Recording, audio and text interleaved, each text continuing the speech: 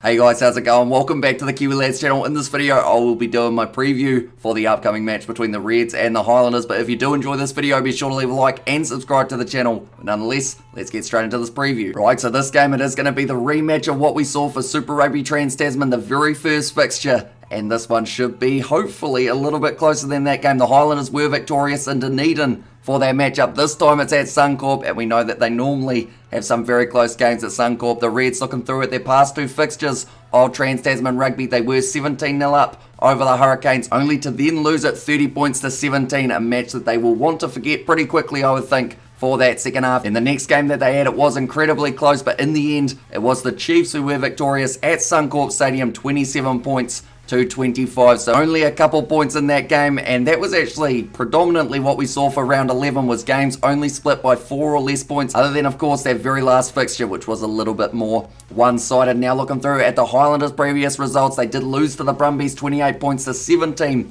in their first game of Trans-Tasman Rugby, and then their next game, they were just able to get themselves the win up against the Fijian Drua, 27 points to 24. So I feel like that scoreline is probably quite similar to what we will see today for the matchup. But nonetheless, now looking through at three key players for both of these sides, I have gone Harry Wilson as one of the players to watch out for the Reds. He is incredibly strong. Once he does get that foundation, he can get a lot of turnovers, and that will be something that the Highlanders will have to look out for. Then another name I've got, he's returning from injury, Jordan Pataya, back in the lineup. It will be great to see him in action, as it has been a few weeks since we have seen him out there on the park. Then the last name I've got is Hamish Stewart. Not only does he have the same first name as myself, but currently for the Reds, he is playing very well in the centres, which is something I can say that I have not done. I normally was out on the wing, didn't even touch the ball, but Hamish Stewart, I feel like he will be able to have a big impact when he does get the opportunity. Then for the Highlanders, I've gone with Connor Garden-Bishop. He's playing fullback for this game for the Highlanders, and he has been exceptional since popping on the scene only a few years ago. I know that he had an injury last year, which did keep him out for a relatively long time. Unfortunately, the Highlanders,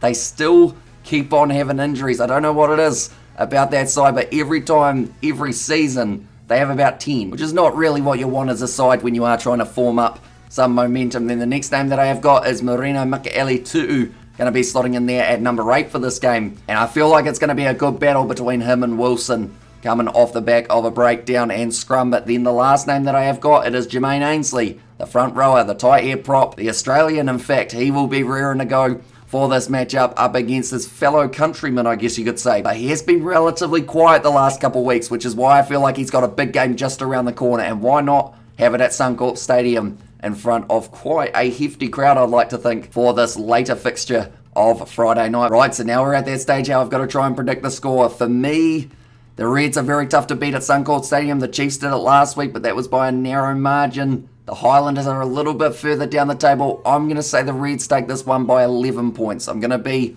I guess, a little bit harsh on the Highlanders. They could easily win this game if they put it together, but for me, I think the Reds will be just a little bit too strong in this fixture and win it by 11. But nonetheless, thank you all very much for tuning in. If you did enjoy, be sure to leave a like and subscribe to the channel, and I will see you all for the next one.